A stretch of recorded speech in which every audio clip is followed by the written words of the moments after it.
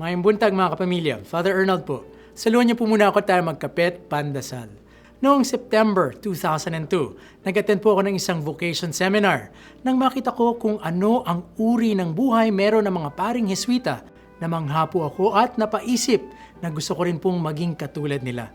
Subalit kasabay po nito, natakot din po ako at napatanong, ako kaya, kakayanin ko bang maging ganun din?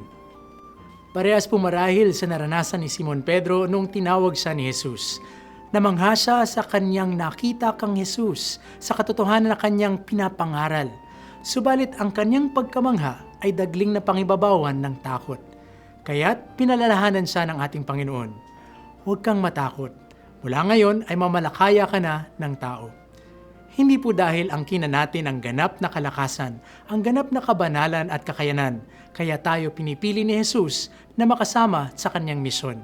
Pinipili niya po tayo dahil gusto niya tayong mahalin, makasama at malayo sa masama. Sa ating pakikisama kay Jesus, unti-unti niya tayong tinuturuan ng kanyang pamamaraan, lalo na po ng kanyang pamamaraan ng pagmamahal. Nagtatagumpay po tayo sa ating misyon kung patuloy tayong nakikiisa sa kanyang pamumuhay na naghahatid ng mabuting balita ng kaligtasan para sa ating sarili at para sa ating kapwa.